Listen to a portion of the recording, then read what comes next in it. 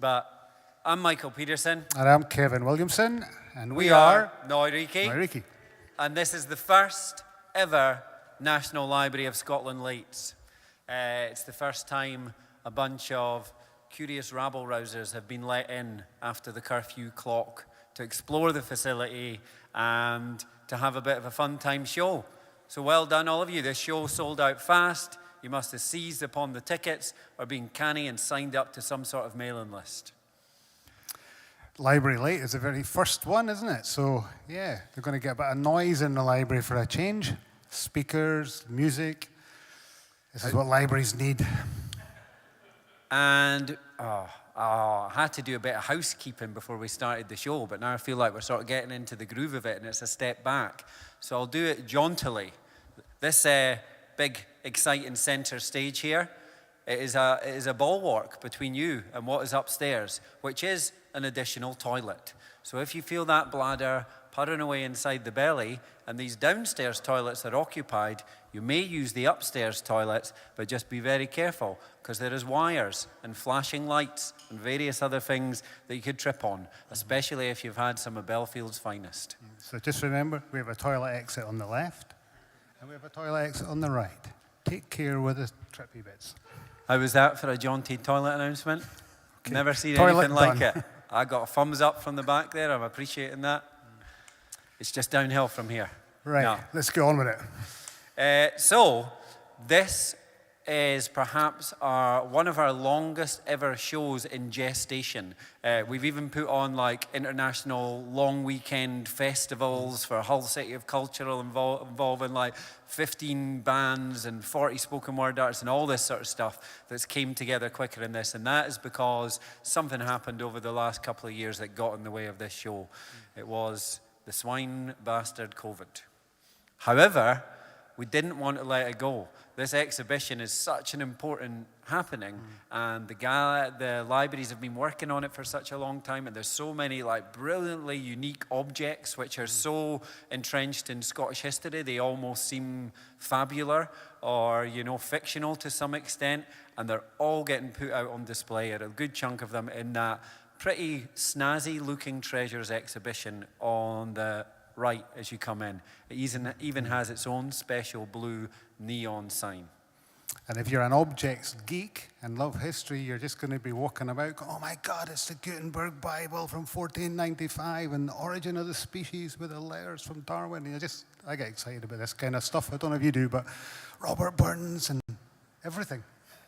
I'm aware of your Burns excitement. You are. So yeah, be like just like that when you wander around the exhibition, but maybe wander around it at the break, because now Reekie's job in all of this was working with 12 unique Scottish voices, Scotland in the wider sense, who could respond to these objects so that we could create a bit of a narrative, a bit of a dialogue from present day folklore, storytelling, poetry, music, film, to where a lot of the people were coming from that created and wrote and produced these objects that are now on display many hundreds of years later in some of their cases. And the objects are so diverse in time scale and just what they represent and where they've come from. We've tried to reflect that in our curatorial endeavors to create a really good, diverse array of people responding to it creatively. We're talking about different ages, New Scots, Old Scots, Highlands, Lowlands, men, women, everything. We're trying to get a really good response. Lots of diverse responders to such diverse objects. So hopefully our curatorial acumen has come off okay. I hope so. You'll let you be the judge on that one. So we've got a few of those writers, musicians, and filmmakers showing their work for you tonight. I'll first mention those who aren't here. They're still with us. They're just not about this evening. So you're going to be able to see work from Meg Bateman, from George Gunn, from David Kinloch, Miriam Gamble, and Kapka Kasabova. So they're all of the artists and writers who are not performing with you for you tonight, because I'll save our introductions for those guys until they waltz onto stage. And we will have in person, some of the responders, the creative responders, and Nadine Aisha Jassat, and Josie Giles, Hannah Lavery, Emma Pollock, and Michael and myself, as well as a film break where Mark Cousins responds to something as well. So there's going to be live people here as well.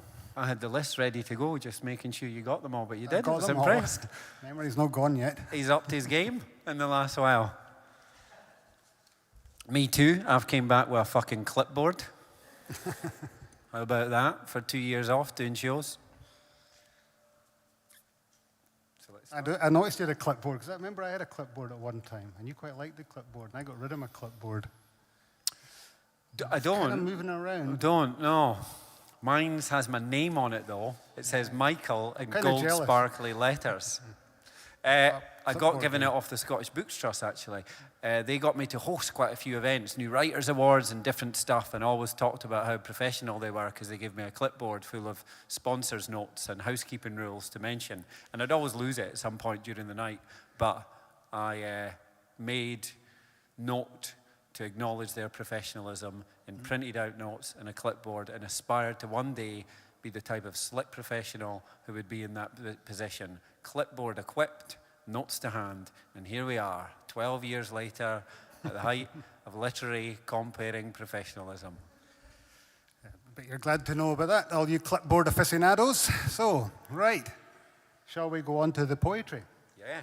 Yeah, and I'm going to do the first introduction. And I think he deserves a proper introduction, this particular poet, yes? I'd say so. You say so. Yeah, myself and Michael, as the curators, did get to respond to a piece each.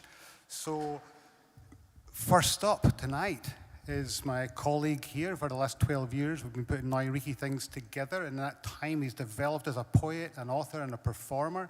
2 collections of poetry came out, Play With Me and Oyster, which is a collaboration with Scott Hutchison. And they've gone into numerous sellout of edition after edition, and he's a new book coming out in July, Boyfriends, which I think looks like it's going to be going into multiple editions even before it's come out, a testimony to friendship. So, and he's one of the finest performers of his work. I think that would be okay. I think I'd be okay saying that, yeah? That is the most gushing introduction you've ever given me. So I'll fucking take it, yeah, thanks. Okay, I'm glad you'll take it. Anyway, Michael Peterson. So I had the pleasure of performing a piece and writing a piece in response to Isabel Wiley Hutchison's archive. She was completely unknown to me. I'd seen her name, I think, in the Scottish Poetry Library, so I presumed she was a poet. And she is, but she was so much more than that. She was an explorer, she was a botanist, she was a painter.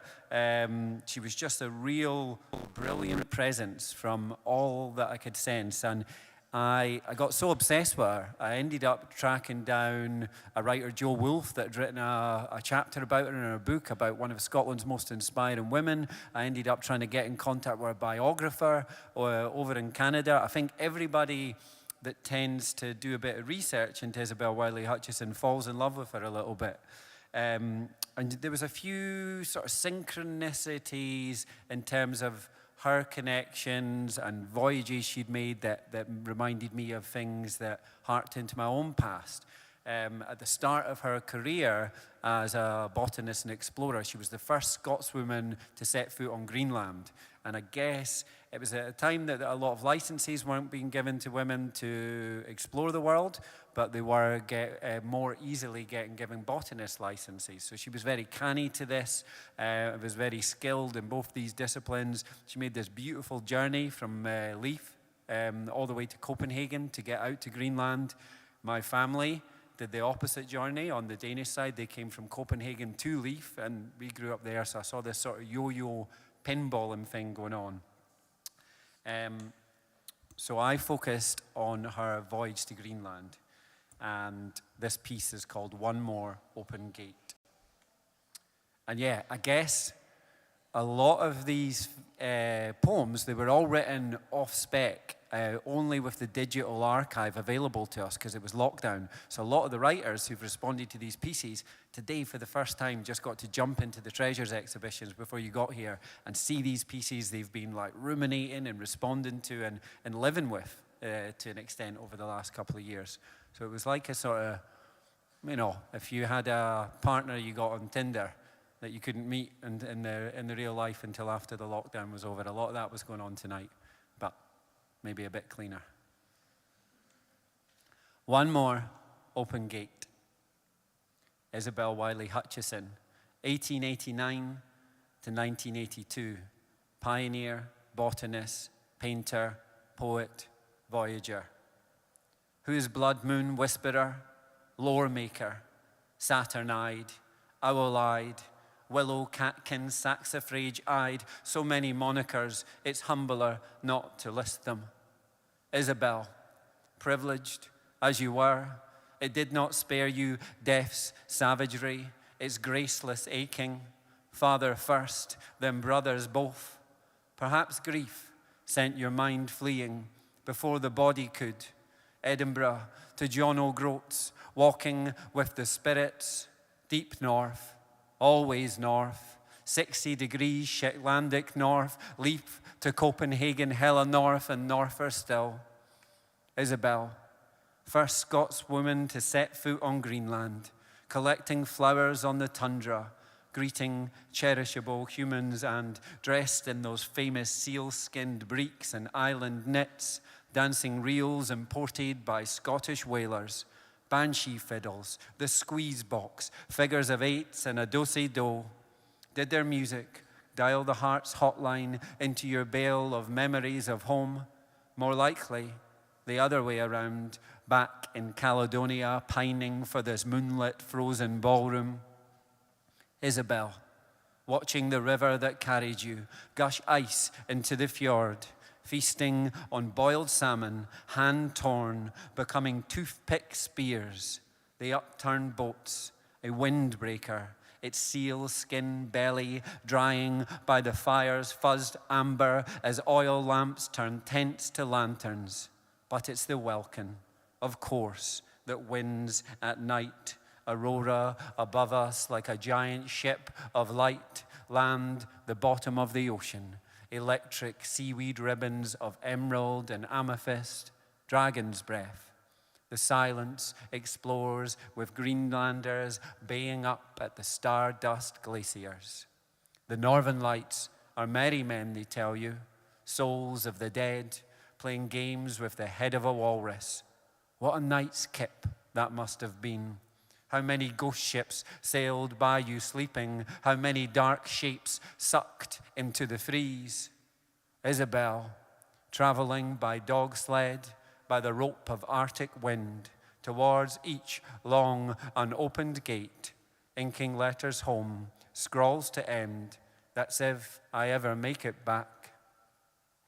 I wonder what you'd reckon to us, so starkly elsewhere, eyes sunk into a screen, uploading the lens's latest capture. It's not all bad, I'd tell you. Sometimes we too are watching dolphins leap, ships overcome pelagic trials, posting pictures that might combat the long loneliness, but not before we chrome filter those fuckers, revving up the faint glow of the cruising stars to a red, gold, sweet shop bright. Isabel, it just takes some getting used to. Did I mention we found water on the moon? Thanks.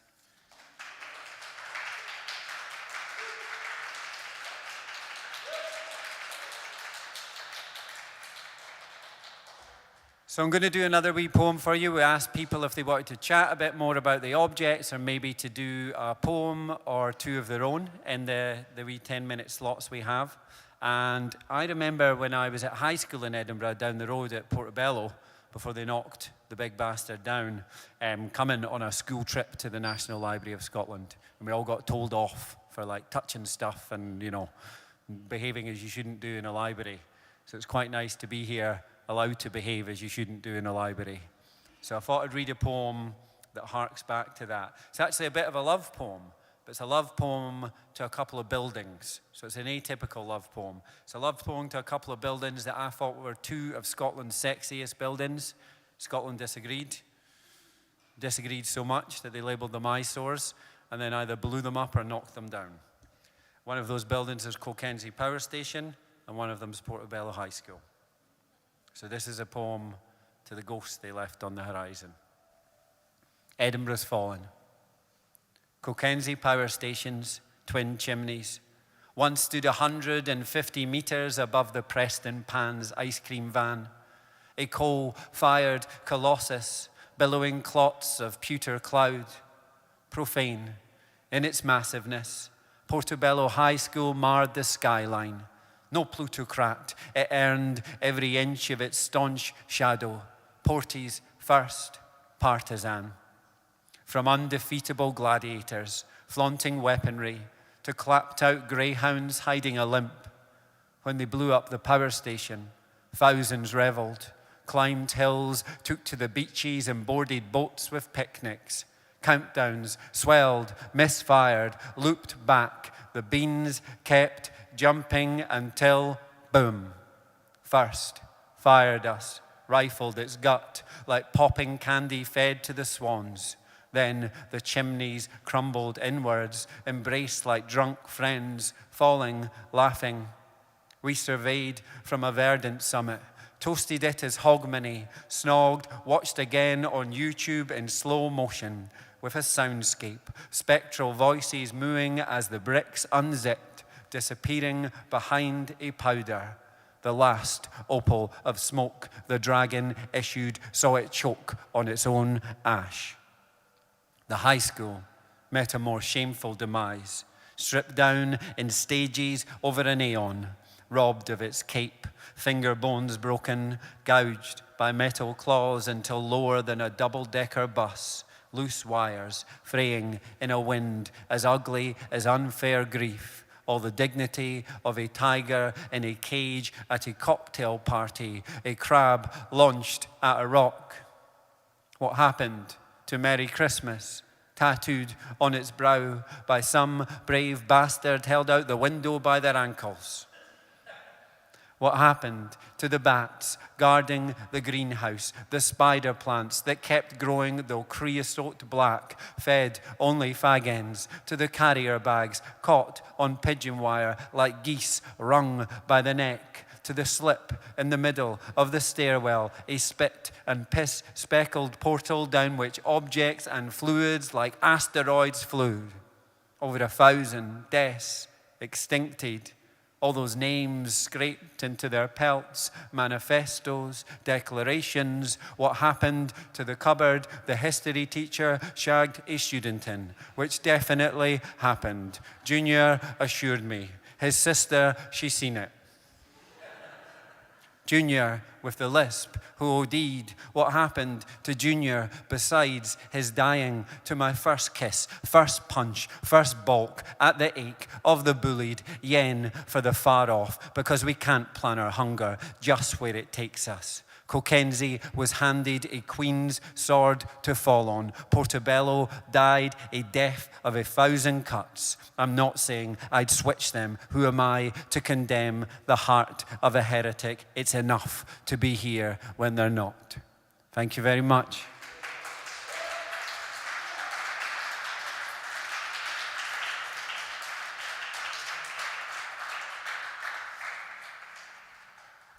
This is Handsome Davy.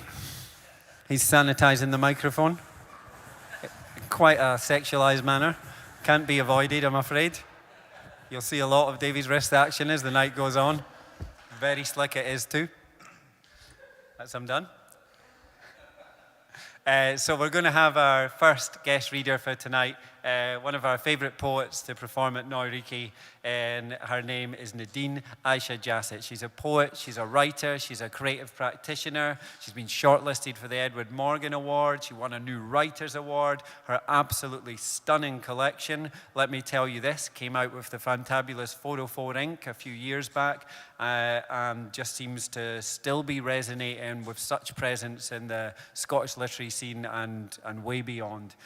She's been widely published in anthologies and literary magazines, was named one of Jackie Kay's International Literature Showcase selection of the 10 best BAME writers working in the UK. She's also judging the Forward Prizes this year, which is a super swanky poetry prize collective, which is a testament to how revered her own work is herself. So if you could join me in giving a long round of applause to Nadine.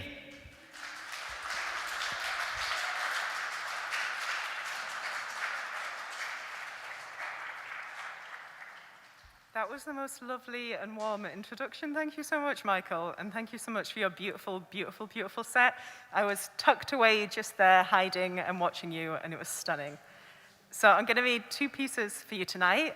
One of them is a ghazal, which is a Persian poetry form, and one of them is a pantoum, which is my piece that I've written for the beautiful treasures.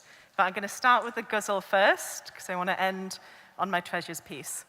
And this one I wrote in lockdown, and I wrote it in one of those moments when you're thinking to yourself, I love that I'm brave, it's one of my favorite qualities, but it's also sometimes really hard, and I'm also sometimes really tired of always being asked to be brave, and always having it called upon me.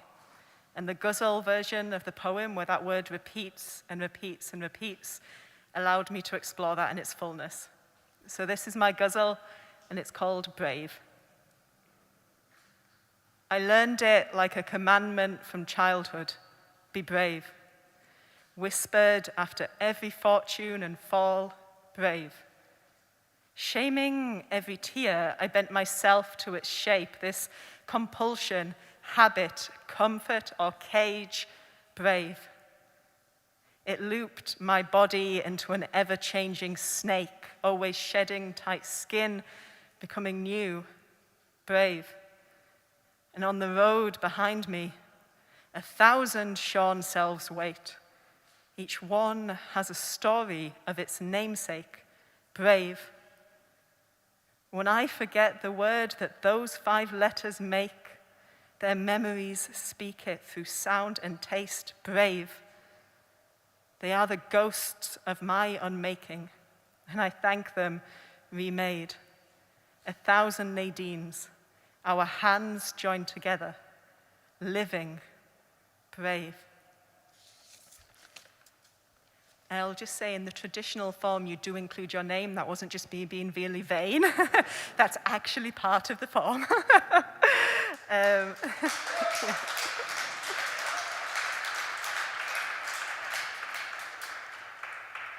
So when Reekie and the NLS approached me with this commission, it was a dream, the dream in many ways, and they asked me to respond to the idea of first printed books, and in particular, the Gutenberg Bible. And so I was looking at I've only met it for the first time tonight, just around the corner there, and it was beautiful. And I was thinking, how am I going to mark this book? Which direction am I going to take it? And I was thinking first about my first printed book, about my debut, and how the first poem of that was a love poem to my mother, and my mother's voice. And I thought about how her voice has imprinted on me, how her voice has told stories to me and raised me. And I decided to go with the form of a pantoum, which is a Malaysian verse form. And I'll say my choice to read a Malaysian poetry form, and a Persian poetry form is very deliberate tonight, because I feel it's very important to know that poetry has been celebrated the world over and does not just belong to the West. So, with my pantoum, it's repeating verse forms, repeating lines that go over and over and over, much like the process of printing a book. So my geekiness was very happy with that. And this one, of course, is for my mama, and it's called My Mother's First Printed Book. I am my mother's first printed book. I collect every word she ever spoke to me, her story in print everywhere I look, and I read and read and read. I collect every word she ever spoke to me, whisper justice, until it rhymes with her name, and I read and read and read. I keep her testimony in my body's frame. I whisper justice until it rhymes with her name, Jurain. Jurain, Jurain, Jurain. I keep her testimony in my body's frame, her laugh, my treasured calligraphy, her silence, as spines break. Jurain, Jurain, Jurain, Jurain. Her story in print everywhere I look, her laugh, my treasured calligraphy, her silence, as spines break. I am my mother's first printed book. Thank you so much for having me. And thank you, Michael. Thank you so much.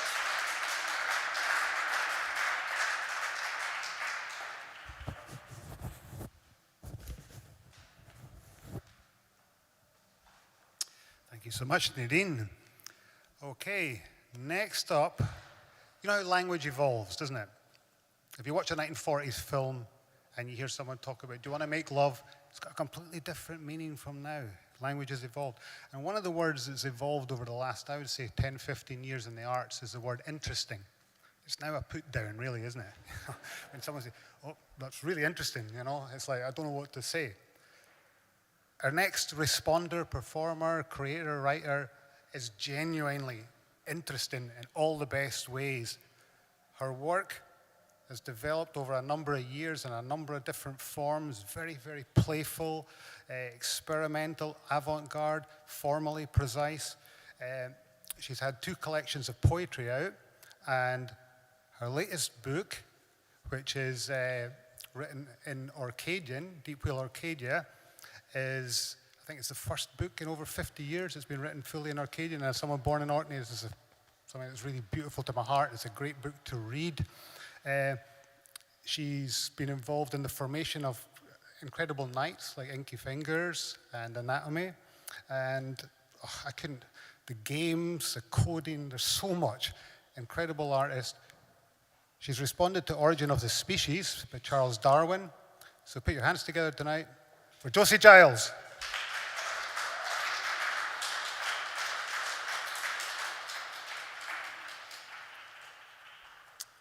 Hello. I'm a bit tall. There we go. Lovely. Thank you for that, Kevin. That was really lovely. Oh, look at you all. There's tons of you.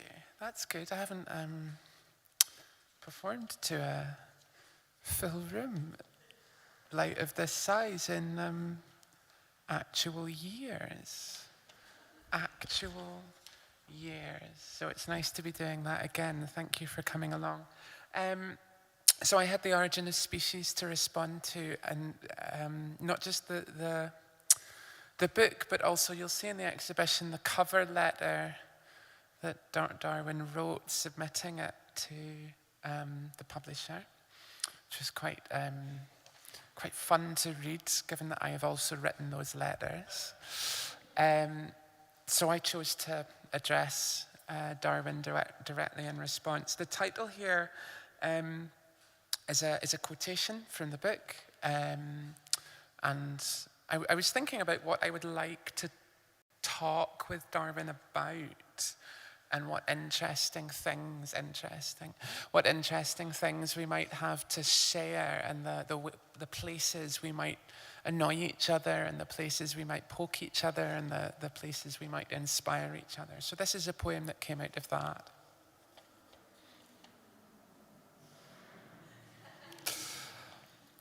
Why do we not everywhere see innumerable transitional forms?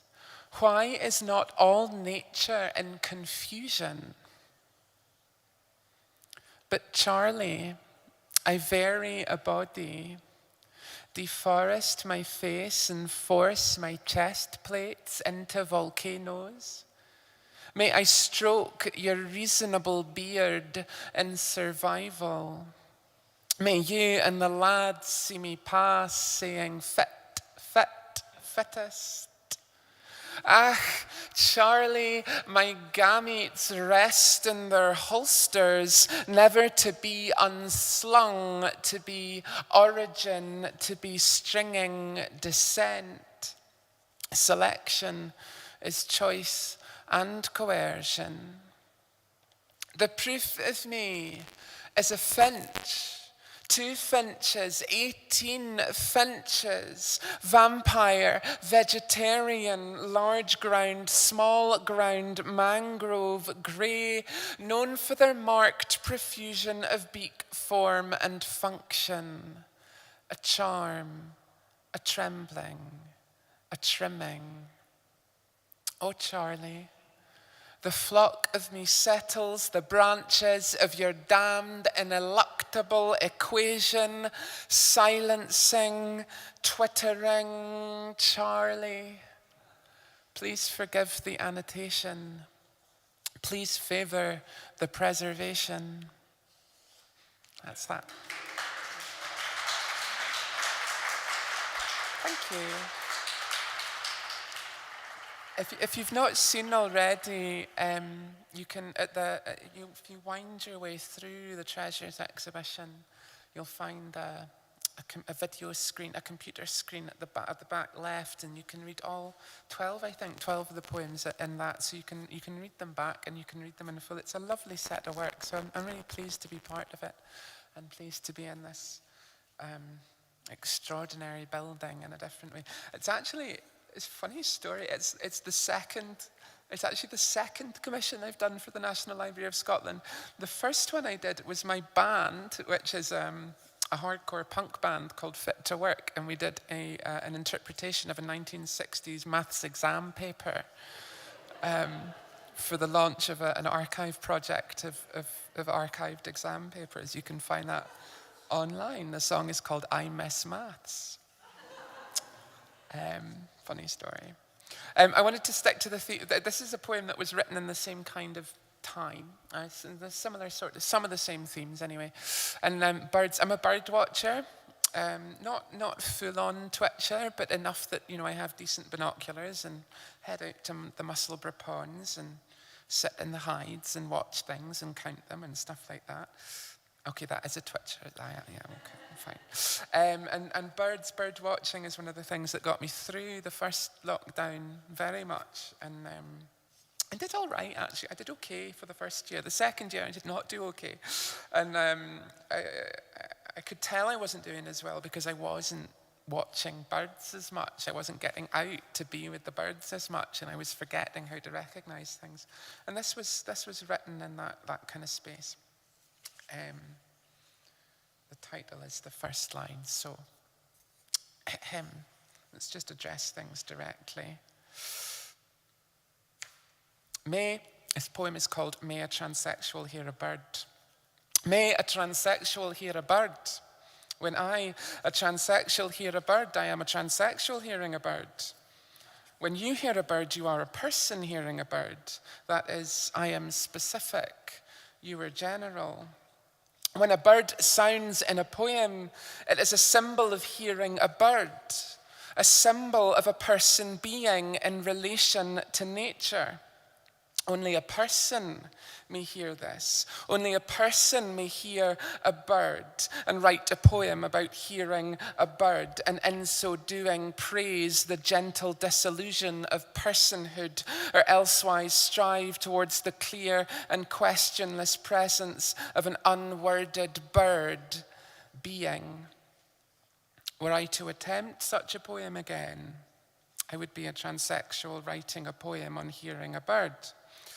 I note now that transsexual is the legal adjective for a person with the protected characteristic of gender reassignment under the Equality Act 2010, Section 7, which applies to any person at any stage of changing any aspect of sex. And so to make a claim of work discrimination, I must both have the socioeconomic capital to make such a claim and also be a transsexual, and so be unable to dissolve without first addressing my transsexuality to the bird. Even were I to fail to sound out my transsexuality, it would remain in the title and byline, unsilent, a framing device regardless, and so once again you would be hearing a transsexual hearing a bird. But now I am too concerned with how to source testosterone, a Class C controlled substance under the Misuse of Drugs Act 1971, carrying for supply a maximum penalty of 14 years imprisonment and or a heavy fine to give to my friend. and how to publish a zine detailing how to negotiate and circumvent the gender identity clinic system, given that waiting lists for first appointments now range from 3 to 6 years, without attracting the critical social media attention that would shut down any explicit alternative routes, and whether the fact I have not heard from my trans sister in over a month means she is in severe mental health crisis or merely working, and whether I have the strength and love to call her, to remember, to hear a bird. If I cannot remember to hear a bird, I cannot write a poem. How can I not have the strength and love to call her? Because I have not heard enough birds. Because I am scared of what it will mean if she does not answer. Because I am scared of what it will mean if she does. Because I have been working in too many political meetings, scolding parliamentarians to call or hear a bird. In the morning, I open the window before the sun rises, so I, a transsexual, may hear the birds singing. If I may hear the birds singing, the sound may lift me from myself and my working conditions. Then the sun, the conditions, and the working day. That's that.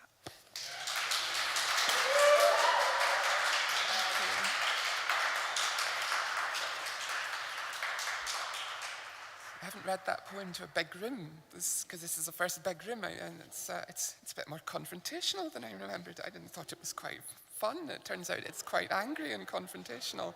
So thank you for sitting with that. I've got something sweeter for you at the end. It was published in Cambridge Literary Review 13, if you want to find it, and it's recently been translated into Hungarian, which I'm quite pleased about, and it's quite interesting discussing how to translate certain words. I don't know when that's coming out in Hungarian, but it'll be soon enough, I hope. This last one is also on the theme of birds in flight. It's from my first book, which is called Tongue It. Thanks again to the folk at Reekie and NLS for having me as part of this project, and thank you for being here to launch it. It's lovely to be here with you, and thank you to all the other poets as well. It's an honour to be in this lineup with you. I like really long titles. The action of descending rapidly from a height once the decision to land has been made. Which is from the Wikipedia page for whiffling, which is how geese land on water. It's been deleted from that page. I don't know why. If we could fly, if arms were aerofoils with cambered hands, if a brief jog built airflow, lift, if upstroke, downstroke, angle of attack were as natural and hard won as walking, if all this, then most of us would still drive. Internal combustion, more relaxing than all that flapping. The work of spark plug, piston, oil, besides air traffic control, bloody nightmare. There'd have to be brightly coloured fly to work schemes, vouchers for kids on cereal boxes, maps of scenic flight plans produced by flushed-faced greens, proficiency tests. Enthusiasts would invest in the right helmets, arm beacons, lycra. Sure, you'd always mean to get some exercise, but couldn't bear the thought of showing up sweat-patched. In tourist towns, rickshaw flyers with gorgeous deltoids would haul you home from Friday night so you could feel the wind in your hair without all the hassle. You'd look down. Look, those lights and the people, wee dots, the ground. Thanks very much. Have a nice evening.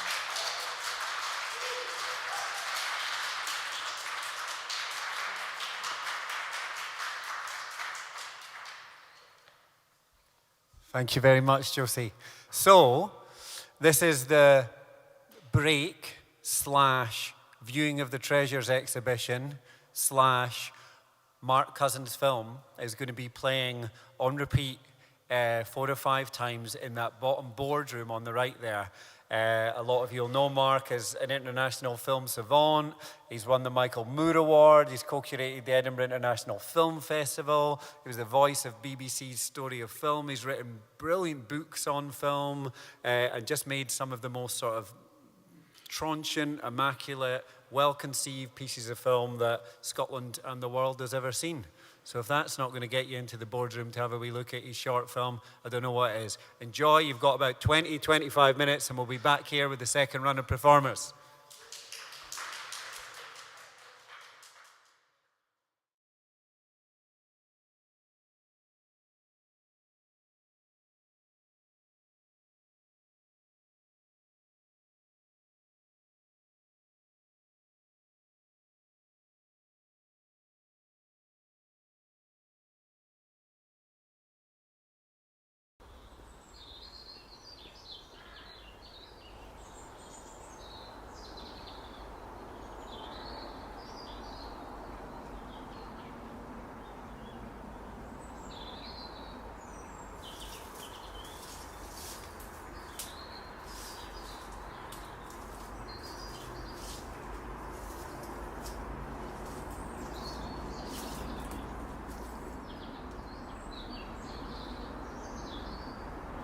What do I see here as the vagabonds are early astir?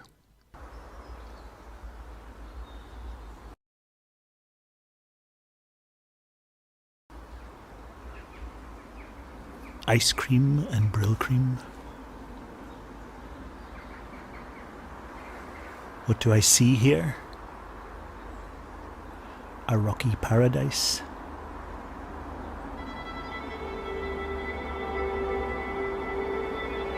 Upstream colour.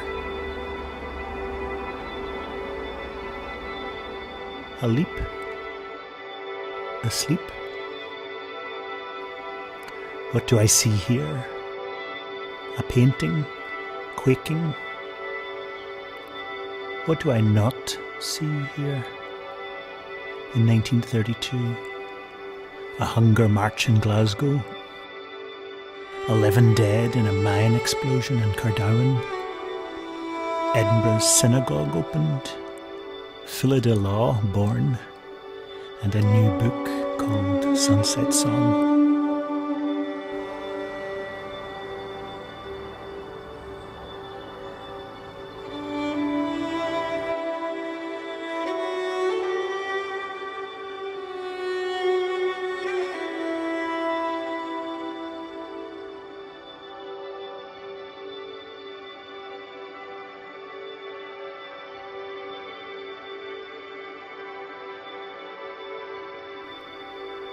What do I see here? A lens, era, heartbeat, elixir.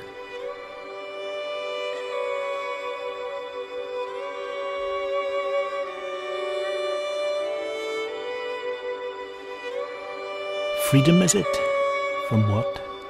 Story, category, invention, purgatory? Freedom from 1932 itself, maybe? What do I see here? Beauty. Your shirt off, all the better to remember with your body. Touch yourself.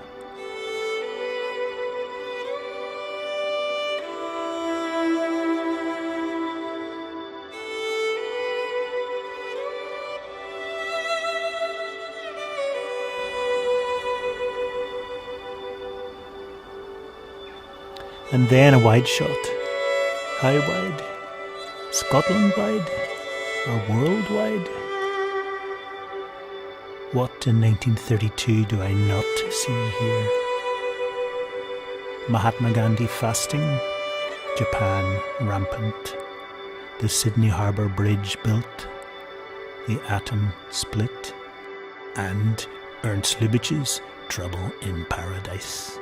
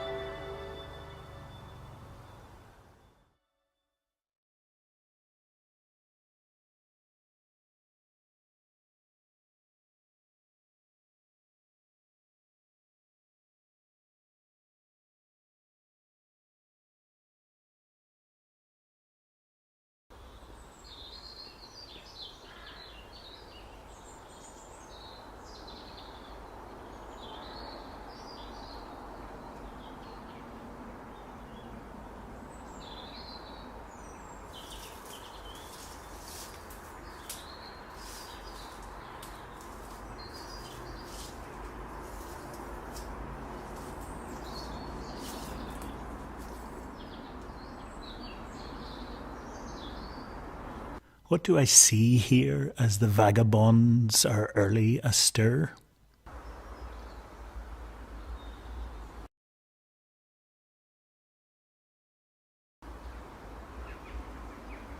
Ice cream and brill cream.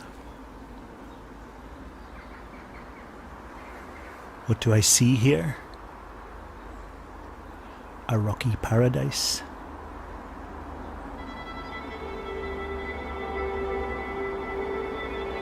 Upstream colour. A leap. Asleep. What do I see here? A painting, quaking.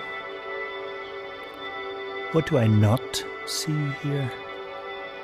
In 1932, a hunger march in Glasgow. 11 dead in a mine explosion in Cardarwin. Edinburgh's synagogue opened. Philida Law born. And a new book called Sunset Song.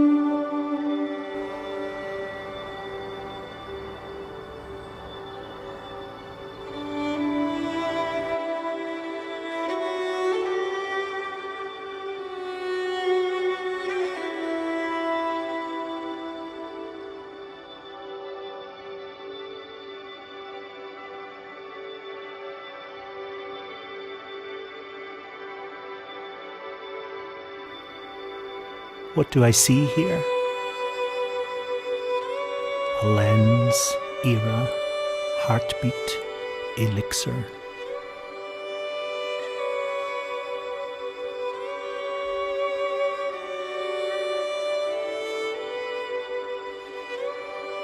Freedom is it? From what? Story, category, invention, purgatory?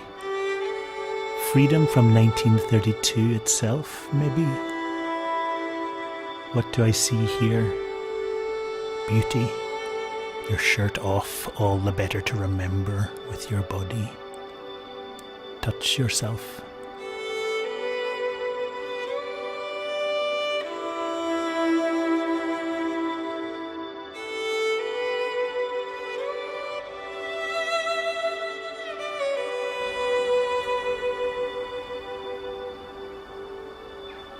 And then a wide shot.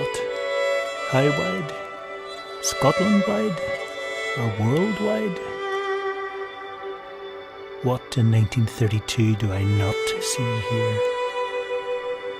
Mahatma Gandhi fasting, Japan rampant, the Sydney Harbour Bridge built, the atom split, and Ernst Lubitsch's Trouble in Paradise.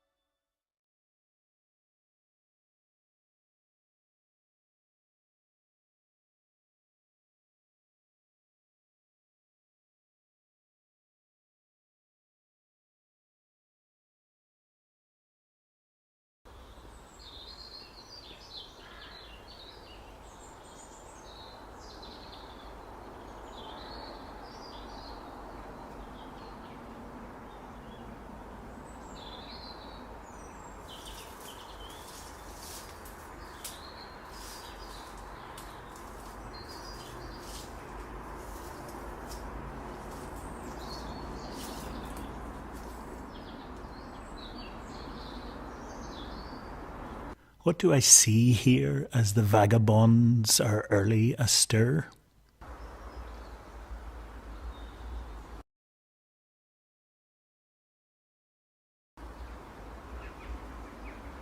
Ice cream and brill cream. What do I see here? A rocky paradise.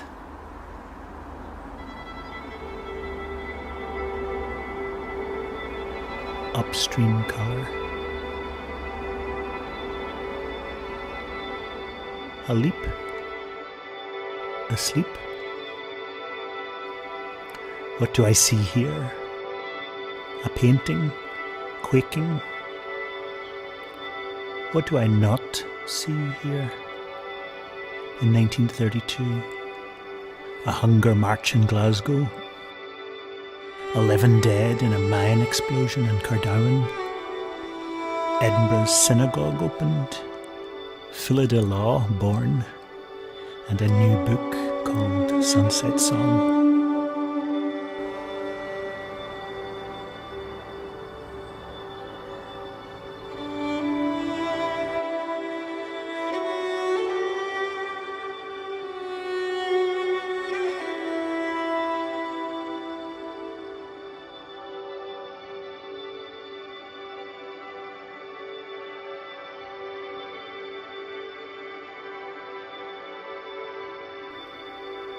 What do I see here? A lens, era, heartbeat, elixir.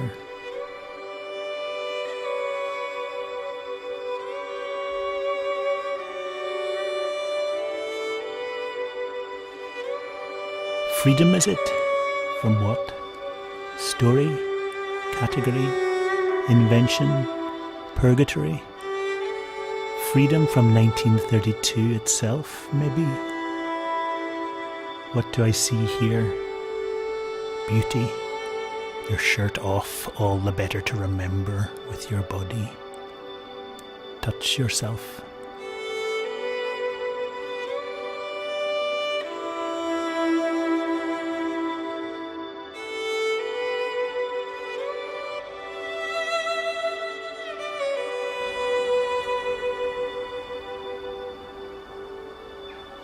And then a wide shot.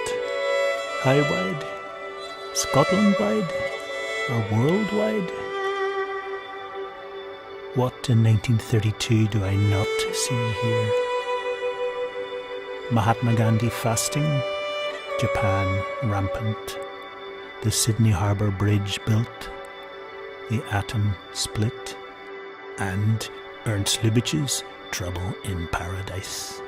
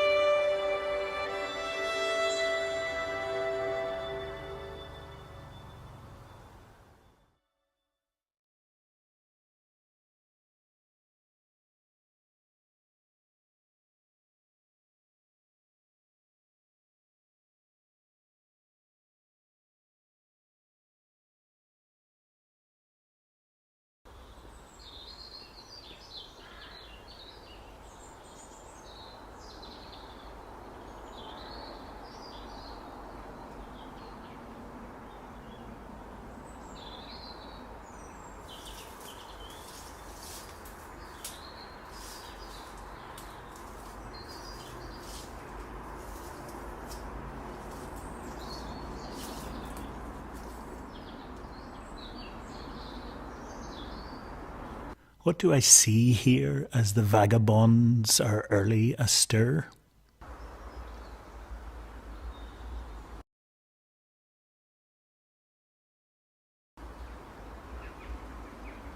Ice cream and brill cream. What do I see here? A rocky paradise.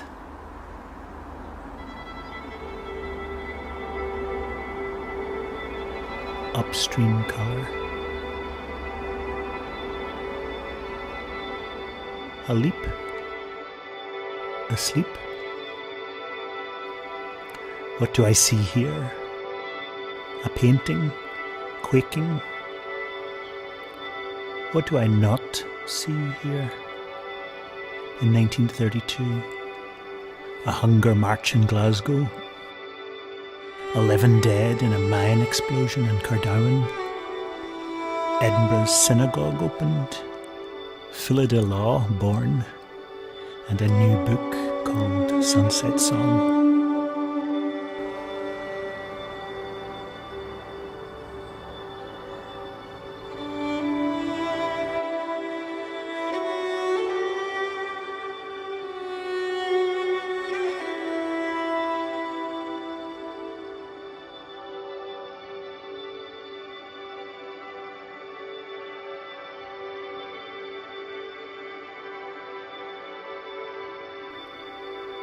What do I see here?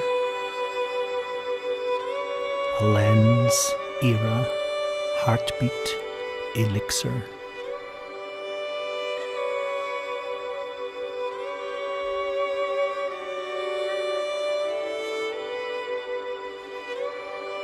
Freedom is it? From what? Story, category, invention, purgatory? Freedom from 1932 itself, maybe? What do I see here? Beauty. Your shirt off, all the better to remember with your body. Touch yourself.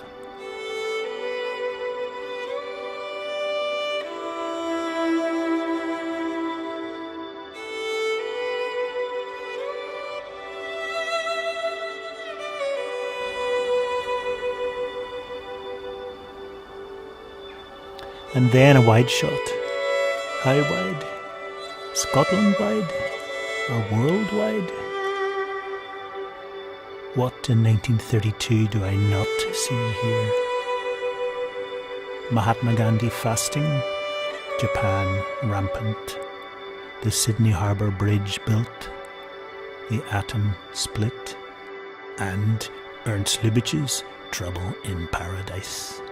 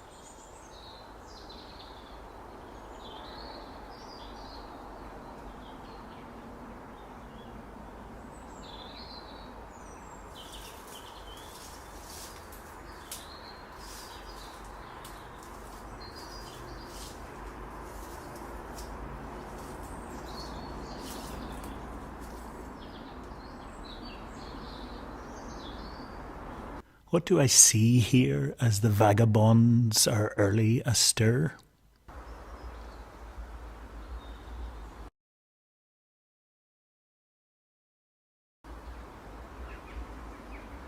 Ice cream and brill cream. What do I see here? A rocky paradise.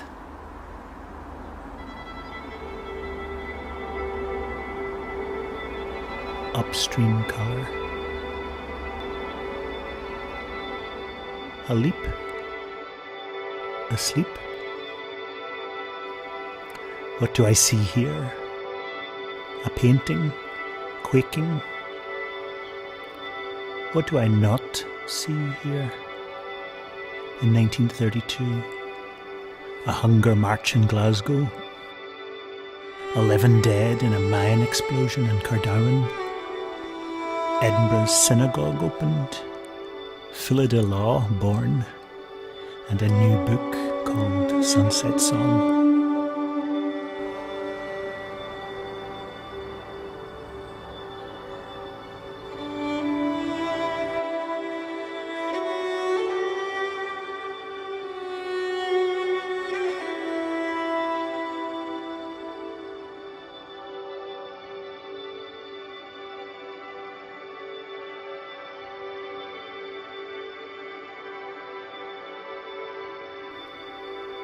What do I see here? A lens, era, heartbeat, elixir.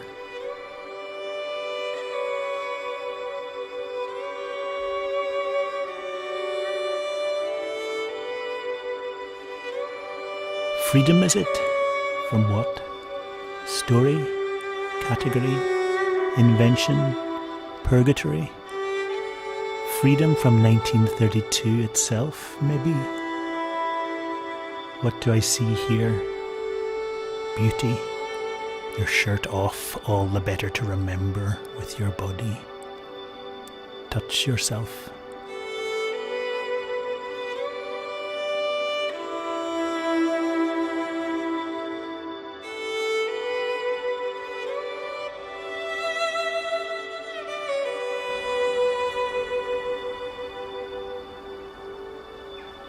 And then a wide shot. How wide? Scotland wide? Or worldwide? What in 1932 do I not see here? Mahatma Gandhi fasting, Japan rampant, the Sydney Harbour Bridge built, the atom split, and Ernst Lubitsch's Trouble in Paradise.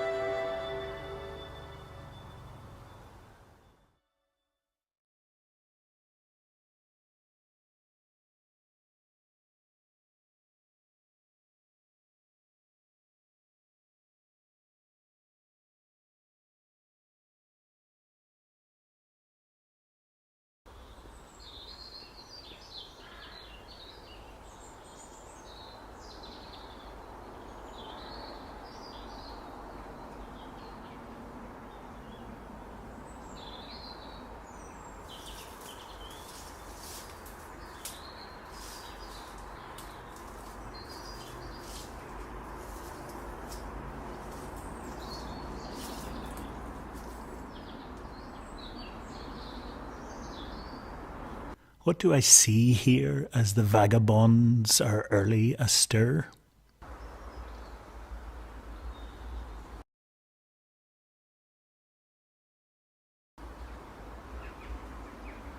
Ice cream and brill cream. What do I see here? A rocky paradise.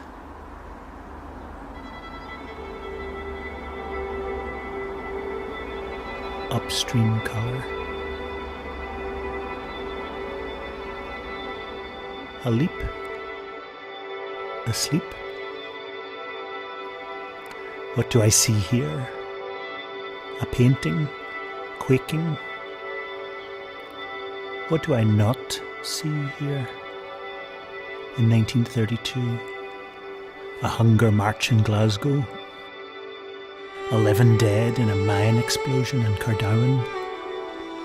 Edinburgh's synagogue opened. Philida Law born. And a new book called Sunset Song.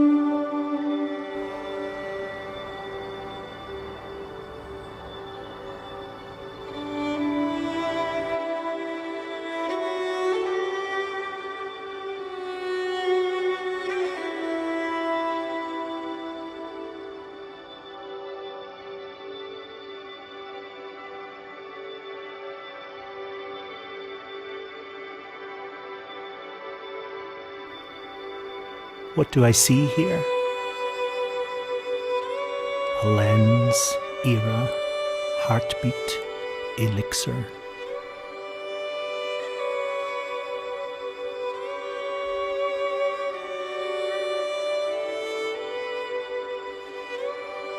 Freedom is it? From what? Story, category, invention, purgatory. Freedom from 1932 itself, maybe. What do I see here? Beauty.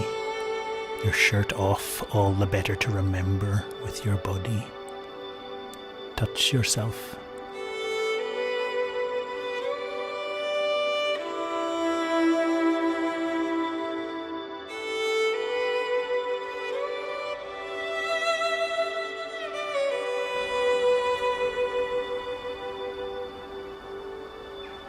And then a wide shot. How wide? Scotland wide? Or worldwide? What in 1932 do I not see here? Mahatma Gandhi fasting, Japan rampant, the Sydney Harbour Bridge built, the atom split, and Ernst Lubitsch's Trouble in Paradise.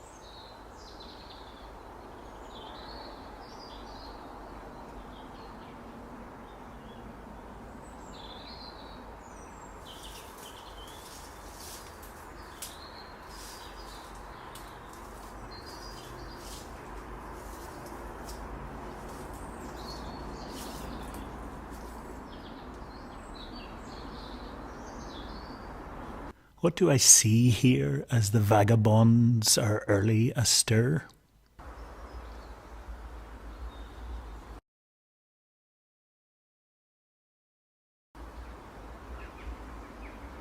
Ice cream and brill cream.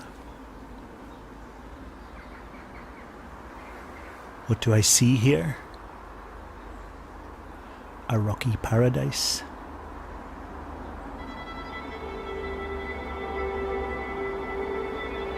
Upstream colour. A leap. Asleep. What do I see here? A painting. Quaking.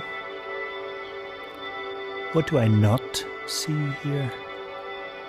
In 1932, a hunger march in Glasgow. 11 dead in a mine explosion in Cardowan. Edinburgh's synagogue opened. Philida Law born. And a new book called Sunset Song.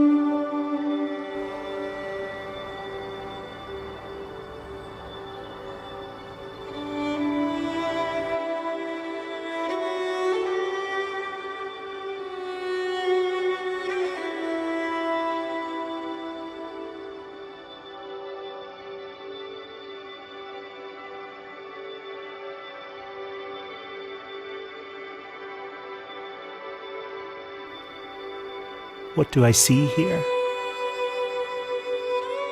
A lens, era, heartbeat, elixir.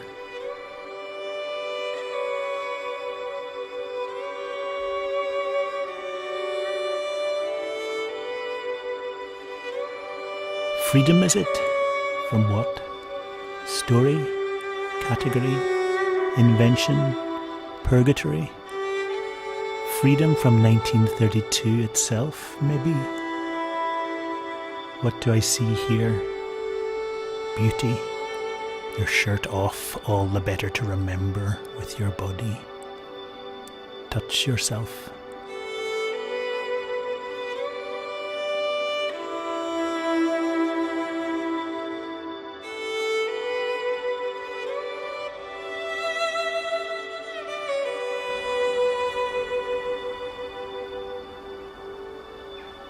And then a wide shot. How wide?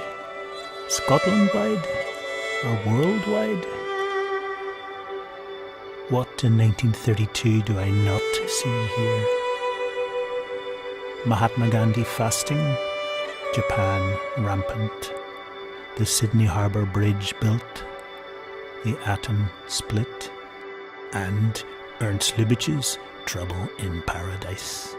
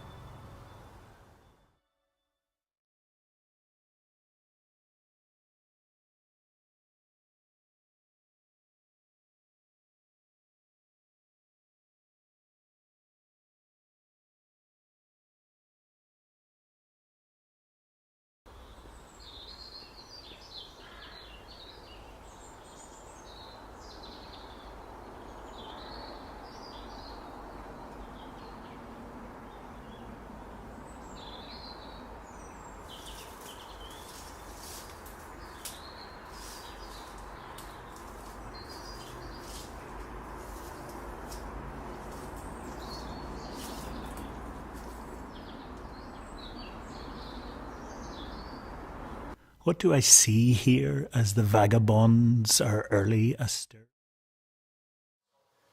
That was the loud sort of welcome back to the second half of the show. Have you enjoyed the first half? Good. Guess you might have fucked off if you hadn't. So you're all still here. We're still in the library. They've not kicked us out. So it's gone pretty well, I think, according to plan. Did you manage to see the exhibition? Good. Be here for another 5 years at least. Make sure you come back. Tap some buttons. Did you see Mark's film? Great. Did you enjoy it? Good. That is much less awkward than if you said no. So we've got another 3 performers. Oh, hold on. I had an announcement.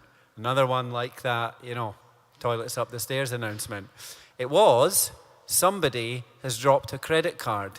I believe by the name of Catherine Bethel or something along those lines. Catherine Bethel's down there. So we just put it behind the bar and we've set up a tab for everyone and told them to tuck in. No, I believe the bookshop have it. So yeah, enjoy. But be careful with a credit card debt. You don't get. It was a debit card. Okay, you're a smart saver. Smart saver. We enjoyed that. Well, now we've covered Captain's finances, we'll move on to some more poetics. So I started the first half of the show. My co-conspirator, Reekie, is going to start the second half of the show. He's had a fantastic collection of poetry published in A Room Darkened, which has been resonating itself on the Scottish literary scene for a while. He was a publisher in his former life, set up an iconic, legendary publishing house, Rebel Inc., that started a lot of the careers of infamous writers such as Irvine Welsh and Laura Hurd. He's one of the co-setter-uppers of Bella Caledonia, the great Scottish political arts blog. He's also a sort of world-renowned Burns aficionado. Nobody thrusts Tam O'Shanter like Kevin Williamson, and just has a lot of different strings to his bows. If you ever want to know anything about volcanoes, Kevin is your man. Any volcano, any place in the world, he's got you covered in a pretty zesty TED Talk volcano fashion. It's a very nice way to spend a drink. And he's been a very great guy to produce these shows with. If you could give a warm round of applause to Kevin Williamson.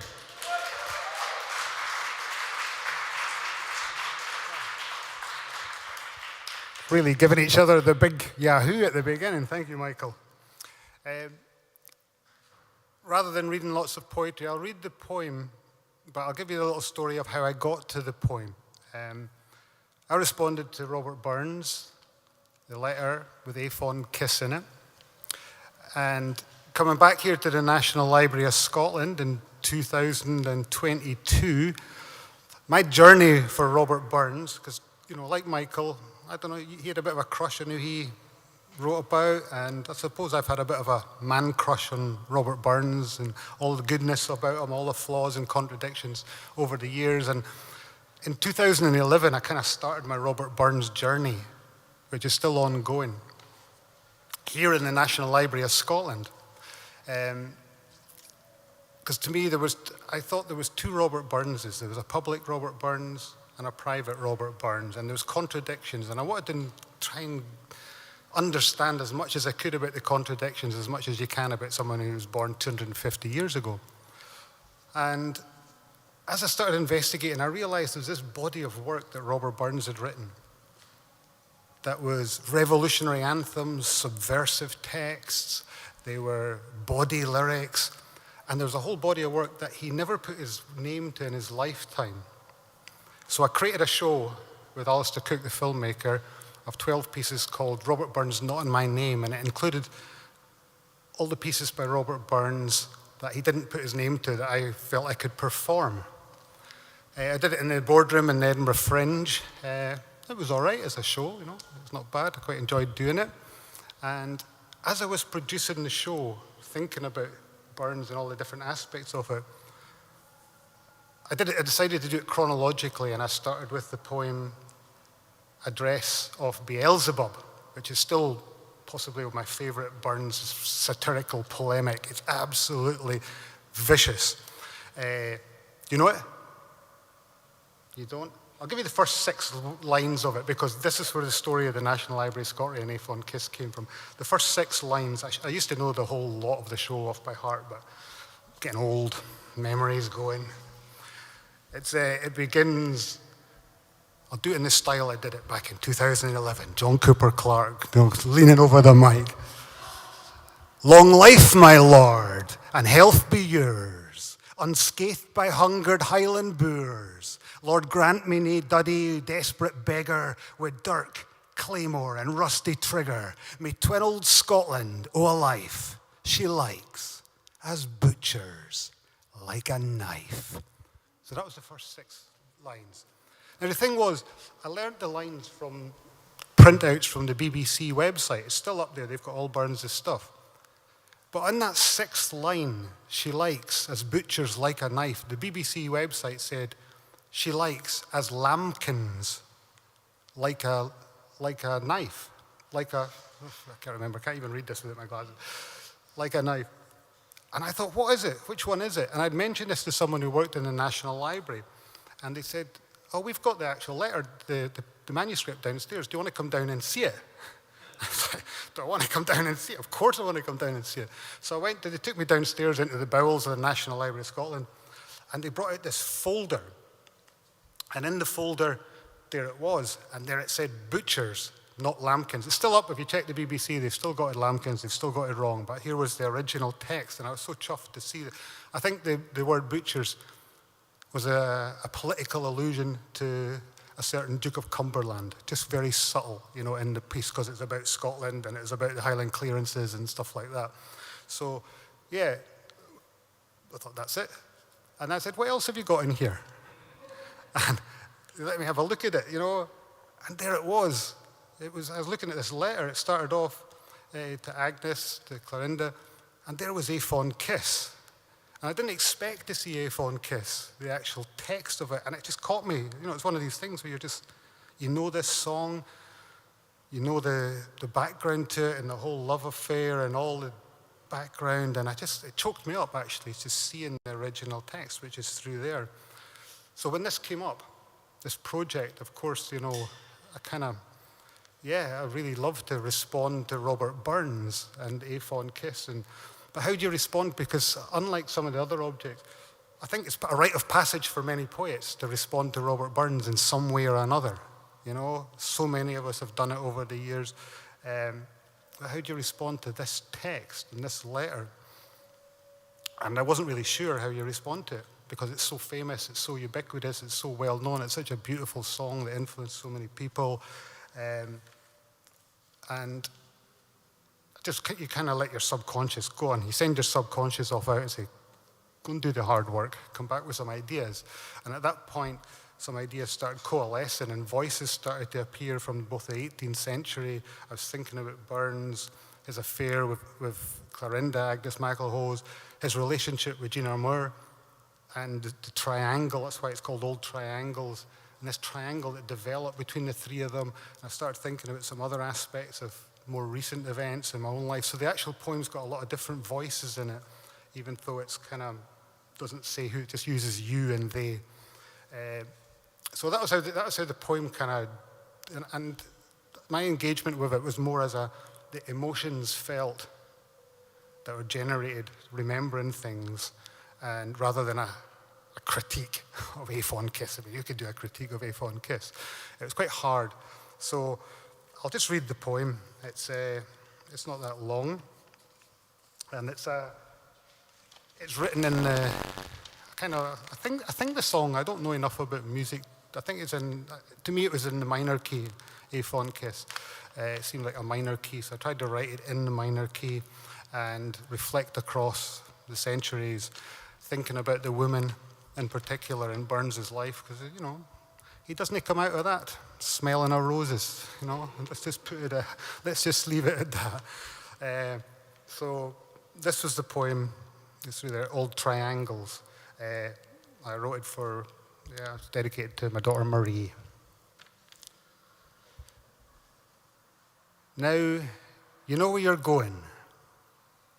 She asks you up those spiral stairs yet again, along corridors of wax, to a museum of dust and petticoats. Words are all that you can muster. It's just dried ink, you tell yourself, scratched out on parchment, couried hearts sung apart, hurried conclusions, the constellations that guide every parting ship in sorrow flicker and dim. Demons gather on the far side, the lament of borrowed labor. Then there is the matter of honor. You hear whispers of the horror, bad blood, and the breaking of bones. So you phone her, welled up with sad. You want her to share your cry, but she tells you about the tiny fingers, the shaky steps, the light that splits wee crib bars into shadows and stripes. Come hame, she pleads. Plant a fond kiss on the cheek of your lass. She roars of her loss across the moon canyons of night. You tell yourself the words. You'll be there for her, forever and soon. Thank you.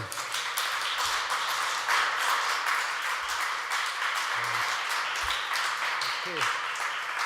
Thank you. Okay, while I'm up here, I'll introduce our next reader, performer, star. She is poet, performer, playwright, director. I could do a whole list. Some of her shows that she's been involved with, like The Drift and Lament for Shekubayo, have been just acclaimed by everybody. Jekyll and Hyde, a production she's worked on. Most recent book and project, Blood, Salt, Spring. The book's out now, full-length collection of poetry. The visual album that she did with Beldina Odenyo has just been released a few days ago, I think it was, just a couple of days ago. And of course, she's Edinburgh's Macker, her own poet, her national poet of Edinburgh. And she responded to the letter of Ludwig van Beethoven to George Thomson. So, put a big hand together for the lovely Hannah Lavery.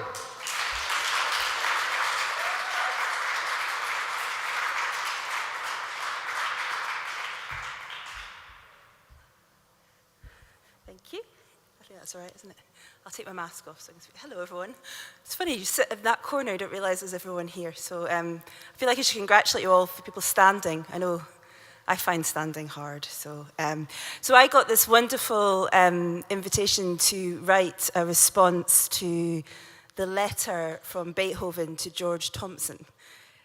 I think essentially it was almost like an invoice. It's kind of a letter, if you've been a writer, that you've written. How much money am I going to get paid? You know, tell me about the work that I'm supposed to be doing. It's kind of, but what was interesting for me, because it came to me through digital, like it was I never got the access to it, so it kind of got sent to me as a kind of email attachment. And what was interesting to me was that when I looked at it on my computer, I looked out the window and it was this really drizzly East Lothian day. And I looked at this letter and it felt like they were speaking to each other. And then I read a little bit more about, there was a kind of controversy around this letter because George Thompson was a music publisher and he wanted Beethoven to respond to this Scottish song. And there was an idea that, you know, that it's something about kind of the cultural integrity or who gets to respond to, and what, you know, and that idea about who gets to respond to culture and where culture, and is it static and does it move? And so I had this idea about the way the weather meets and the way the weather travels across the world and the way culture travels across the world and how it's added to and what happens when we meet at the borders. And it's one of those things that you write something and then you suddenly then present it in a different time. And I think at the moment we're all thinking about borders and what it means to move and what it means for movements of people and what people bring and what people leave behind. And so this poem is kind of, maybe speaks to the moment more than I thought it was when I first wrote it. But I'll just read you the poem, shall I? It's called Weatherfronts, and actually it was amazing seeing the actual exhibition and seeing it up close. Okay, Weatherfronts. Weather moves across the world. There is no such thing as the Scottish rain. No, really. At least that's what I mind learning in my Scottish classroom, which I imagine was as dull with the weather as so many other classrooms in so many other places. Do the birds no stop with you before heading here? This letter, incomplete in translation, looks like my view. It is, I think, in my East Coast home, partly made of har and smear, drawing you insular. And is this not when the music comes? These songs arriving like cloud cover, so resonant, but so strange, like a scrawl that for a moment feels like your own. The song of a selkie, do you have those? Who will soon need to return to the sea, taking your weather, emerging a new mist to old rememberings, lighter of her silver, paid to the boatman, they say. But we know that so much is lost when we see with tired eyes. The truth, I think, lies in a way a storm downgrades itself to a fresh wind, one we open our windows to on days when we feel so stifled by our own noise, when we need a shift in the weather to remind us of what it is to sing to a dynamic sky.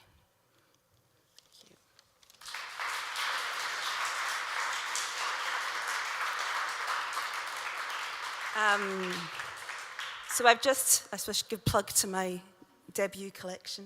I'm going to read just 3 poems from this, and I hope that's okay. And I'm chosen these poems because I think, again, they speak to me, to the poem. All these poems are all sort of in conversation with each other. We're all out in the open, aren't we? We're all seeing each other. It's kind of incredible, really, after the last few years. And I've spent a lot of it on Zoom. Has anyone spent a lot of time on Zoom? Too much time on Zoom.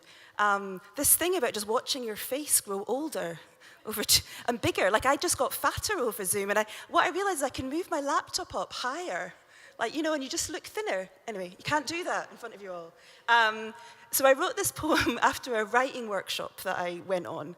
And it's kind of about a writing workshop, but it's also about, and I'm sorry for the men in the audience, but it's also about that particular man who likes to tell you who you are and what your worth is a little bit. So here it is. It's called Out With, Writing Workshop on Zoom.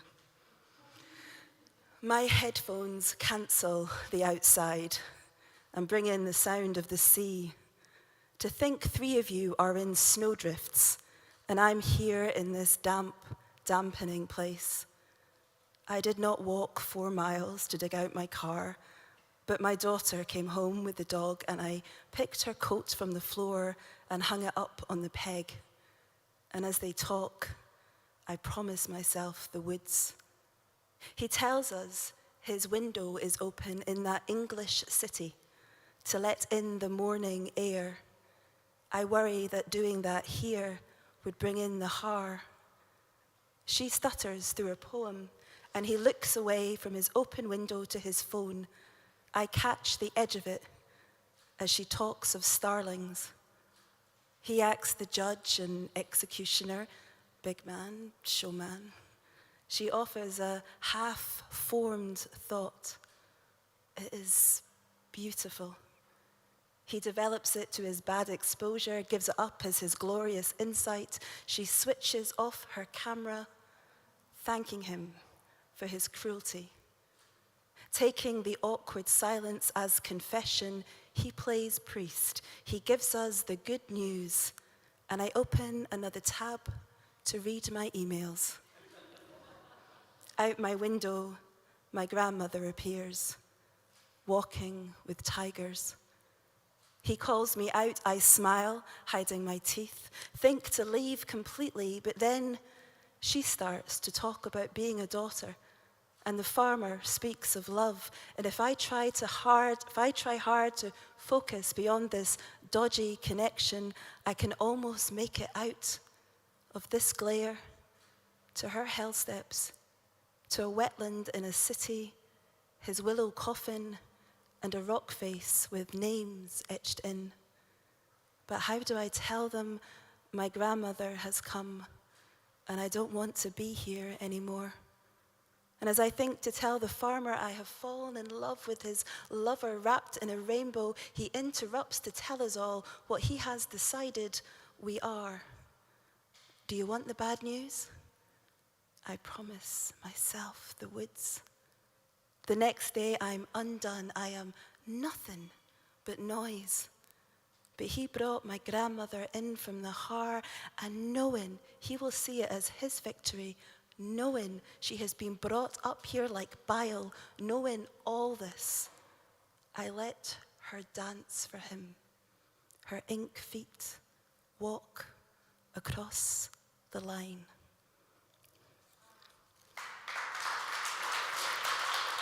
And I feel that I always should read that poem with immediately after reading the poem that he made me write, which is probably one of the best poems I've ever written. So, what do we do with that? I don't know what we do with that. This is a poem that I wrote in my grandmother's voice. My grandmother was a refugee to Edinburgh. She fled Burma. Bizarrely, she was from the Jamaican Anglo-Indian community in Rangoon. She left Burma when the Japanese invaded in the Second World War, ended up in a refugee camp, Mother Teresa's refugee camp, of all places, and then found herself in Edinburgh. So this is called The Long Walk, and she lived, I was giving you far too much information, but I don't mind. She lived in a flat. She brought up her 5 children in a flat in Drylaw, with my granddad, my Scottish granddad, and this is about her, so in her voice, called The Long Walk. I have rubies sewn in, but he says, this is where I am, this room with its 3-bar heat. In our afternoon stupor, Bing Crosby emerges in low hum, and we sit here in this cardboard house, tea drinking, and bickering like cats. But I have these blisters buried deep, and a whip of the fronds on my back, and even in this central heat I am cold, sweat. In my hand, I am still holding Auntie's tiffin tin, still putting off the chore of serving her lunch in her cane chair, in her golden throne. Buddha, Aunt, I light candles in the cathedral, incense in the chapel, hold ledger and spice, swing the tiffin offering before removing silk slip, pushing over my ayah to run free, calling for my brother but met by Mother Jamaica at the shore, Reaching into our great ruby days with old shackles, she burns sage, takes my dying brother from my arms, leaving me his hand always to hold. This handing down of corpses, we wear bones, smuggle them with the golden bangles, each one an inheritance to hold. As our neighbours lay down in the ditch to die, our black crone pulls at the tree, handing my mother an urging of fronds. For when they put us out like rats in their kitchen, like bats in their attic, she hands down the palm switch. In this refuge, he croons, "This is the end of my story. But I carry these blisters and hold out this lash of bound leaf." He gets a pot of tea and fetches the packet of McVitie's. "I will like this one," he announces, and we spend the rest of our day watching my war made real with white faces. I say, it wasn't like that, except the planes. The planes were really bombed before we could get to them. We really did have to walk. Did you know? I tell my granddaughter, my mother made a switch from a palm tree to whip me up the road when I wanted to lie down and die. You wanted to die? She cries.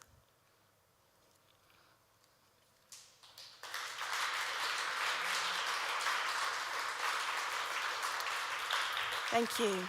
And I'm going to finish, my collection is dedicated to my dear friend, Baldina Odenyo, who we lost last year. And the visual album, film poems we made together have just been released. So I wrote this poem for her, and I wanted to end the night with this. And I suppose there's a sense that she's in the weather too. Leaves fall gold.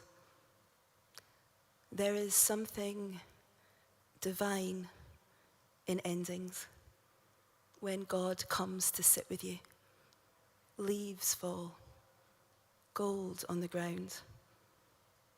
The day the call came, she is gone.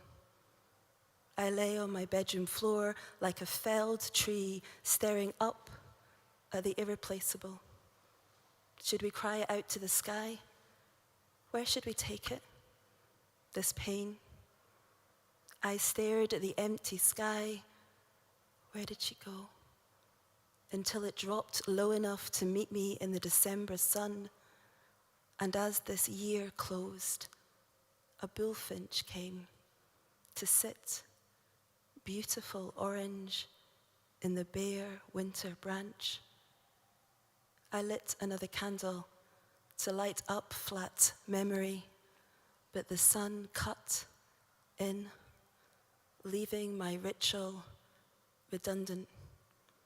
There is nothing more sacred than the new day. It's how I move forward now that she has become everything. The sky is so beautiful today. I hear her laughter in it.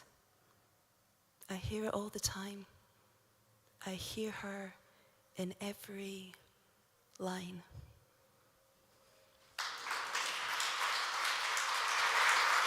Thank you so much.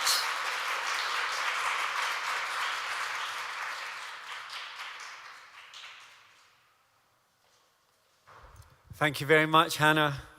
So we've had a stirring and sumptuous feast of poetry and film. We've beheld the exhibition, and it's time for our musical injection to finish off the evening. Our final guest is a Scottish singer-songwriter, a prolific solo musician. She was a founding member of the absolutely seminal and formidable Scottish band, the Delgados, Also part of musical collectives, including the Burns Unit and the Fruit Tree Foundation, collaborating with the likes of King Creosote, R.M. Hubbard, Kareem Polwart, Scott Hutchison. I've heard on the grapevine she might be working on a new album, which you'll find in our way into the airwaves and into our musical collections very soon. Not only that, she's been a key and integral part of the equally seminal Scottish record label Chemical Underground.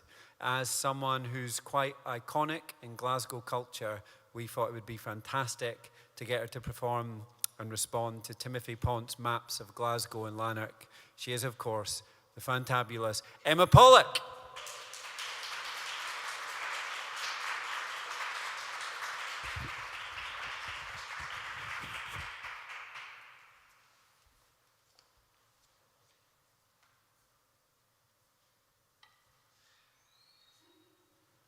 Always gets a laugh, that one.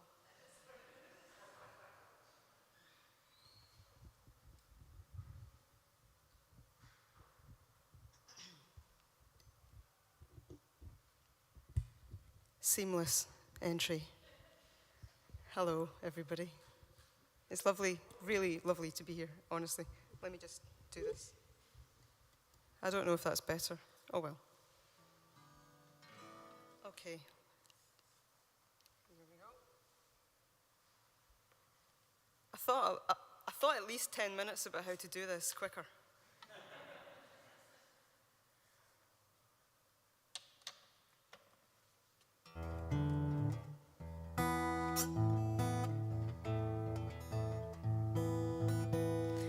I was really, really delighted to be invited to be involved with this project. I was quite surprised to be asked. I consider myself to be quite bad at words, because when you're a songwriter, it's almost as if, I don't know, as a kid, when I was in my 20s, the words were the things that you sang to get the melody across. That's a terrible thing to say amongst such a fantastic lineup of poets tonight, but I hope that I have learned to have more confidence in the creation of the written word over the years that have passed since. And so to be asked to do this was a real lovely thing, and I must thank Reekie and the National Library for that. When I was asked to respond to Timothy Pont's map in 1596 that he made of Glasgow and South Lanarkshire, and it's a city that I've lived in ever since 18, for God's sake, when I moved to Glasgow to study at university and met a friend who is currently sitting in the front row on the left, Fiona. We've known each other for longer than I think either of us have numbers available to calculate, but so it was so amazing to see this map, and it made me think lots of things. It made me think, how on earth do you create a map without trigonometry, without survey instruments, without all of the maths and the understanding of land that we now possess? I have no idea. 10,000 steps equals a certain amount of time, but then how do you count the steps? This is 1596, and I don't know how it was done, but it's a beautiful artifact. And once I'd stopped thinking about how it was done, I just started to think about the fact that a map represents, of course, not just space, but time. And I began to read a little bit about what Glasgow was like back then, how its population was 30 times smaller than it is today. The fact that they were also going through a pandemic and had been for decades, if not more than a century, in the Black Death. And there were so many parallels that I wanted to just kind of talk about that, I guess, in the lyric. But the thing was, I wrote it as a piece of verse, and then I spied the guitar. I thought, oh, wouldn't it be nice? Make it into a song? Couldn't resist. So I cheekily sent them a song when they'd asked for verse. Again, thank you for the generosity. Ptolemy had us with his circles in the sky, and though they lacked in truth, they gave us lines of sight. And though which we plotted points on earth to tell us where we stood, and wandered further still to plot our woods and neighborhoods. A point in space, a point in time. They once were yours, but now they're passing down the line. Words from history lessons flutter in my ears. Never liked my history lessons, 'cause it's already gone. You see, I was too young, it was too old, but now I'm further down the road. The Covenanters, Mary Queen, and all the battles told. A point in space, a point in time. They once were yours, but now they're passing down the line. Your recent history marks the land you draw.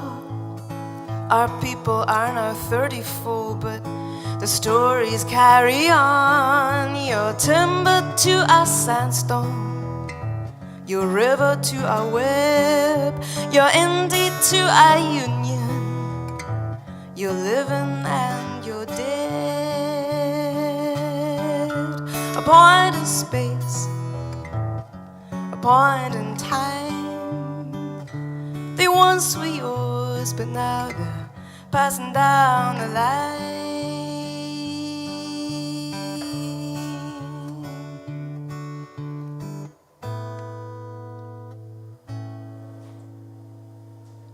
Thank you.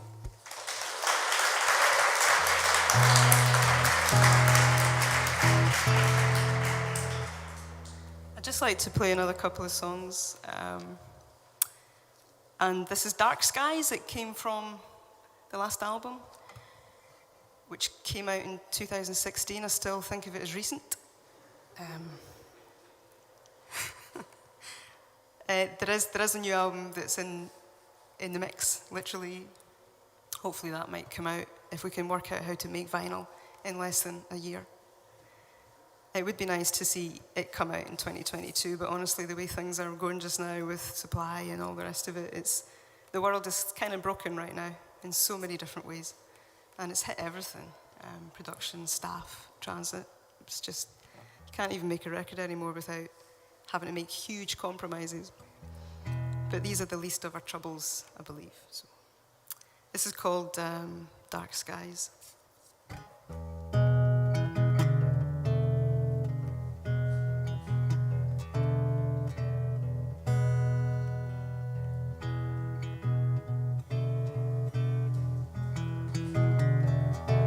Okay, I'm confusing it with this song that I've just written. So this is interesting, because I literally just played a gig on Sunday. It was my first gig in 2 years. So let me just get this rhythm. This is hilarious. Good Lord.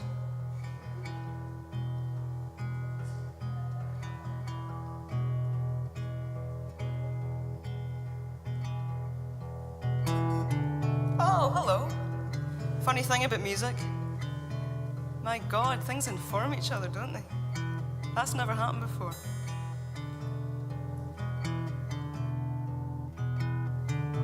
The light we see is from times unknown, put in the place the troubles we are shown. We are the root, we are the branch, we are the product of a million chances. Don't they love the way they dance above you in dark skies?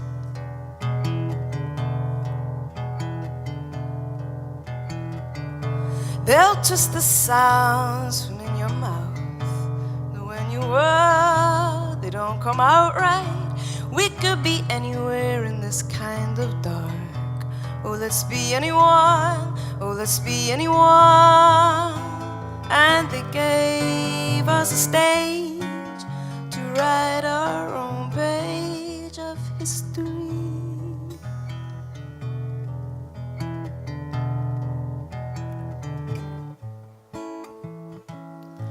yet you still call this design. Now, from the only one who knows, think I'll give the emperor back his clothes.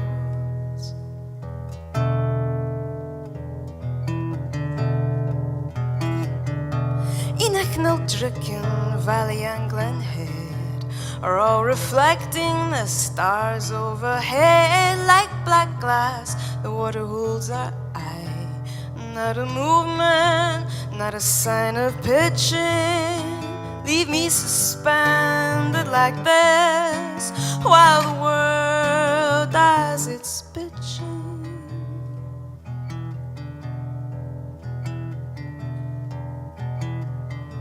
I like to keep my fairy tales on shelves. My Goldilocks doesn't need explaining. Why can't it be just as simple as it looks? Don't need a sermon to balance these books staring up from the ground as the light it dumbfounds us. Ooh.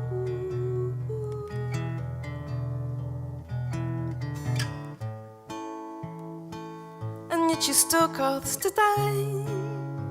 Now, from the only one who knows, think I'll give the emperor back his clothes.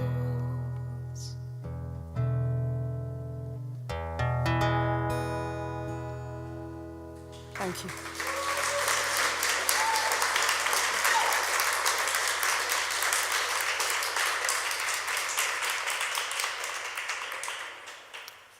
I thought I might hear a new song, another new song, as well as the one, A Point in Space, that I played at the beginning.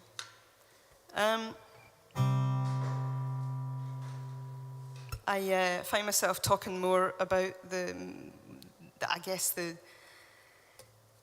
inspiration behind a song the older I get. It's something that didn't really happen when the Delgados were together, partly because there were two songwriters and we were kind of embarrassed when the other spoke, frankly. It was difficult. You're mid-20s and you're trying to work out how to be on stage in front of people, and it's very, very challenging, and still is. But these days I talk far too much. So without further ado, this is called Future Tree, and I still think I'm 18 and deciding what I want to do with my life. And so I always have these brainstorms, and I'm, oh my God, I could do that. And of course, really, all I'm really expressing is an interest in something. And then the easiest way to deal with that distraction is to go and write a tune about it, which is a lovely, lovely luxury. And I think that the whole idea of writing in response to these objects has been absolutely wonderful, because it's one thing to be aware of them. It's another to be asked to respond, because you then have to really ask yourself what it means. And I studied physics at university. I was very much all about the numbers and the equations, and I'm still absolutely entranced by that world. But I'm equally interested in just the history of the world now, and I've got so much more time for it now that I've hopefully grown up a bit. And I don't think I had the capacity for history when I was young. I had absolutely no reference. Time was a week, and that was all I could handle. Now, at the age of 50, I can understand what a century feels like by simply doubling my life's experience. And that's so fundamental, I think, to understanding that the things around us and our past is within touching distance. And there's so much information available to us now via the internet that you can sit and delve into a subject and transport yourself anywhere, anytime, any place, simply by reading about it. It's a great way to spend an afternoon or a week or whatever. And so thanks again for the opportunity to do that. This is called Future Tree. This is, I guess, a response to constant distraction and belief that I will live forever. trying to remember how this rhythm goes first, though, eh? Thank you very much, everybody. Thanks, Reekie. Thank you. National Library.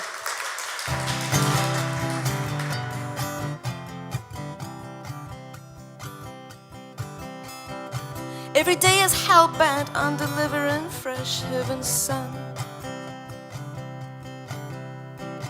My focus disappears, my mind inhales hypotheses. Rogues and thieves, you know, they masquerade as new ideas.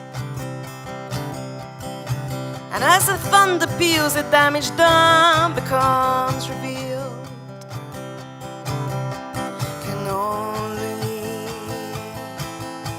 Can only move by standing still, forget. Oh my God, this is going swimmingly. Can only move by standing still, forget the views beyond the hill. You've got this upside down, so pour it out. Don't like to say hello, but love, if you might help me make it so. I hate the introduction, but still revel in the deconstruction. You've got lots to talk about, but I prefer to walk about. Give the moment center stage before we turn another page.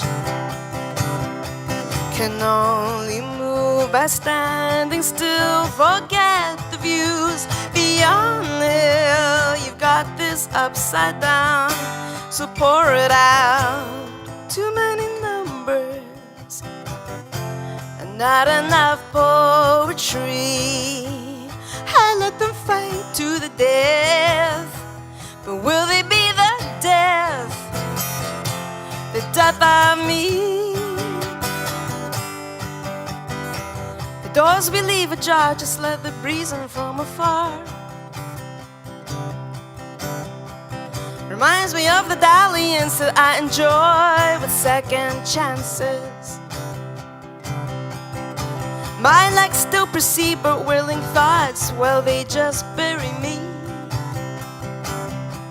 'Cause every day is new, you see, and grows another branch in my future tree. Can only move by standing still, forget the views beyond the hill. You've got this upside down, so pour it out. Can only move by standing still, forget the views beyond the hill. You've got this upside down. Too many numbers, but will they be the death of me? Thank you.